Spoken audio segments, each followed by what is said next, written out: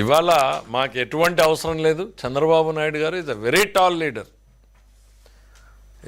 Leader. ఆయనకి జాతీయ స్థాయిలో ఇవాళ ఆయనకున్నటువంటి రికగ్నిషన్ వేరు. నీలాగా ఈ చిల్లర ఓట్ల గురించో వాటి గురించో ఆలోచన చేయాల్సినటువంటివి, ఈ చీకటి వ్యవహారాలు చేయాల్సినటువంటి అవసరాలు చంద్రబాబు నాయుడు గారికి లేవు. Thank you.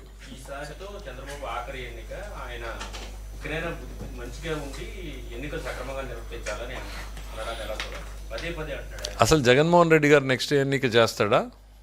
వాళ్ళ పార్టీ అధ్యక్షుడు మారతాడా?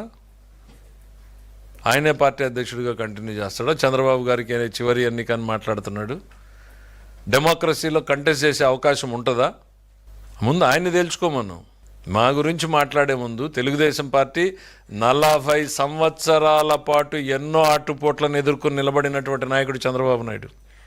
మరో 10 ఏళ్ళు ఖచ్చితంగా ఆయన లీడర్షిప్లోనే ఈ పార్టీ బలంగా ఈ రాష్ట్రంలో ఉంటుంది. ఆయనే ముఖ్యమంత్రిగా ఉంటాడు. అసలు ఎన్నికల్లో కంటెస్ట్ చేయడానికి మీరు అర్హులుగా ఉంటారో లేదో ముందు మీరు తెలుసుకోండి జగన్మోహన్ రెడ్డి గారు.